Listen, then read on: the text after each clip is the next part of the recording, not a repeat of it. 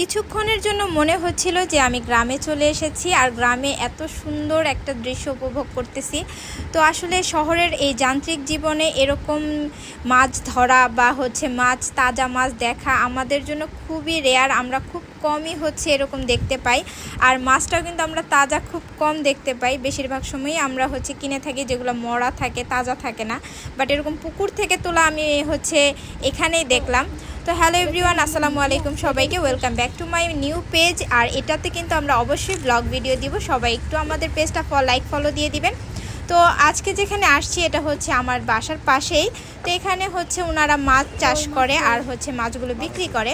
তো এখানে এসে আমার কাছে অনেক ভালো লাগছিল, কারণ এখানে কিন্তু একদম তাজা মাছটা পাওয়া যাচ্ছে। একদম তারা পুকুর থেকে তুলেই কিন্তু মাছগুলো দিচ্ছে। তো এখানে কয়েকটা আইটেমের মাছ আছে। তো আপনারা এগুলো একসাথেও নিতে পারেন বা আলাদা আলাদা করেও নিতে পারেন, এরকম সিস্টেম করা থাকে। আর এখানে যেই আপনার বেড়াটা দেখতে পাচ্ছেন জাল দিয়ে, তো ওনারা কিন্তু মাছগুলো ধরে এখানে রেখে দিয়েছে, যার যতটুকু প্রয়োজন এখান থেকে নিয়ে নিচ্ছে।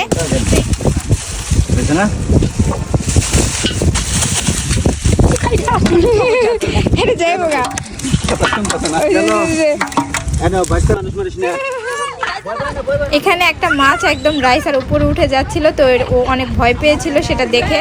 তো এই মাছটা অনেক লাফালাফি করতেছিল, এটা অনেক তাজা ছিল, এই জন্য এরকম করতেছিল। তো আমরা কিন্তু সবাই গিয়েছিলাম, আমি আমার পেজের 2জন মডারেটর সবাই গিয়েছিলাম মাছগুলো দেখতে। তো সবারই অনেক পছন্দ হলো, তাই নিয়ে নিলাম। এখন বাসায় গিয়ে দেখার পালা যে খেতে কেমন হয়। আশা করি ভালোই হবে। তো এইটা আমাদের গাজীপুরে। গাজীপুর মৌচাকে যারা থাকেন তারা চেয়ারম্যান বাড়ি রোড আসলে, চেয়ারম্যান বাড়ি রোডে এপাশে একটা বাউন্ডারি করা আছে, তার ভিতরেই কিন্তু এগুলো চাষ করে ওনারা। তো ওনাদের কাছ থেকে আপনারা নিতে পারবেন। এখানে আমরাও কিন্তু 2-3-4 জন অনেকগুলো নিয়ে নিয়েছি। তো আমি অল্প নিতে চেয়েছিলাম, তো দেখে ভালো লাগলো, তাই আর মামারা অনেক রিকোয়েস্ট করতেছিল যে নিয়ে যান।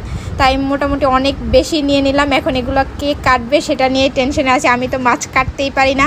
এখন আম্মুকে দিব, আম্মু না আমাকে ধরে মায়ের দেয় যে এতগুলো মাছ আনতে তোকে কে বলছে। তো আজকের ভিডিও এই পর্যন্তই। সবাই ভালো থাকবেন, আল্লাহ হাফেজ।